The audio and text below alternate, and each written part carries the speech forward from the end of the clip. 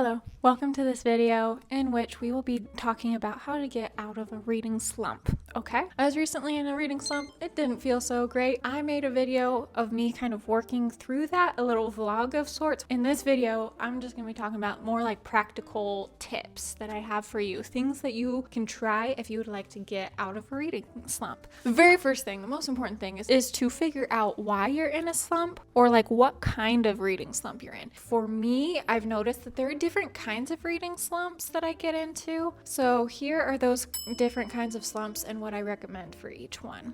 Slump number one is just you've lost momentum. You were recently reading a really long book, or maybe it just took you a long time to get into the story. So if that is the case, my number one recommendation if for your next read to be shorter so that you can kind of get that momentum back, get that satisfaction of reading a book more quickly because it's shorter, or read something that's easy. If you want recommendations of short books, I just made a video all about short books, so go check that out. If you want to know what I consider easy books to read, I really like thrillers or mysteries because those just grab my attention really fast and I have to know the answer. A thriller that I read last year that I read basically in one sitting was What Lies in the Woods. That book I could not put down. If you're like me and you like something that's really fast paced, you think that would help you regain your momentum, I highly recommend What Lies in the Woods. Those are easy books for me. Graphic novels are also easy to read. A series I've read in the last year that I loved was Heartstopper. Those are all what I would call easy reads. Another thing you can do if you've lost momentum is read with someone else. If you're reading the same book alongside someone else, it can be so much fun talking about things as they happen. Oh my gosh, that was so crazy. What did you think of that twist? Or what are you thinking of this character? I'm not sure if I trust them, that kind of thing. And you can discuss things with another person, and that can kind of help give you momentum because you want to talk to somebody about the book you're reading and you have someone to talk to. Now this third tip, romanticize reading. Get yourself a little cup of tea, wrap yourself in a blanket, do something a little bit different than like what you normally do when you're reading, and just make it a little bit more special. Make it more of an experience, and that way you'll want to do it more and you'll kind of build up that momentum again of like, I really want to do this. I want to do this all the time. So there's that. But like I said, that last tip can kind of work for all of these different types of reading slumps. When you just forget how fun reading is, sometimes you're just reading and book after book, like they're fine, or maybe some of them are disappointing, but nothing is really sticking with you. And so you start to forget how fun reading can be. If this is where you're at, some suggestions I have for you is to go back and reread old favorites and rediscover why you love those books so much, why you had such a good experience reading those books. Second is to join a book challenge or a readathon. It's got other people involved. There is a little bit of a challenge to it. There might be like rewards or something. I know my local library has like a summer reading challenge.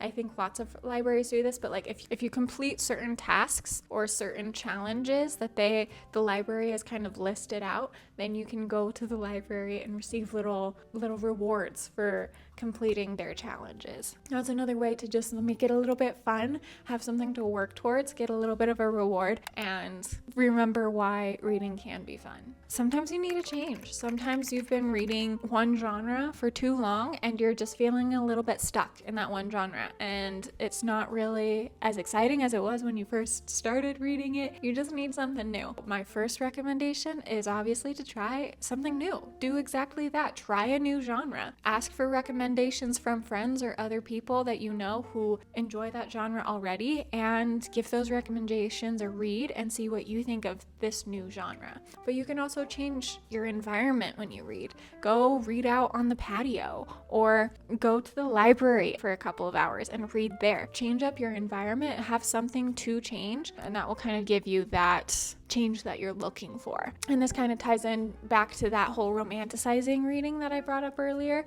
Just make it a little bit more special, make it different. This last type of reading slump I feel like is kind of harder to address because it's going to be affecting more than just your reading, and this is just stress or burnout with life. And if that's the case, I would say try and address that stress, try and get to the root of the problem, figure out what you can do to solve that, to feel better, and then try reading. And also understand that it's okay to take a break.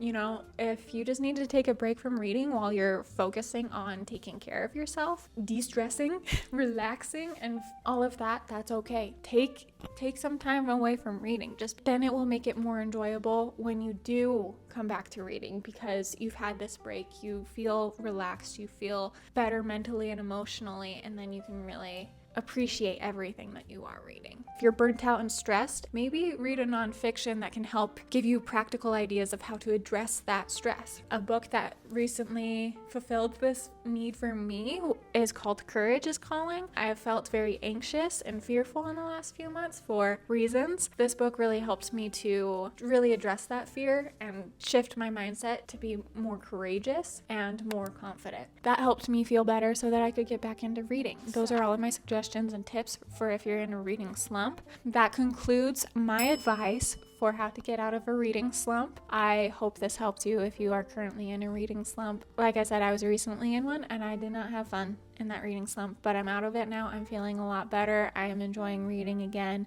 and I hope this helps you feel the same way. Thank you so much for watching. Thank you for listening to me ramble about reading, and I'll talk to you in my next video. Bye!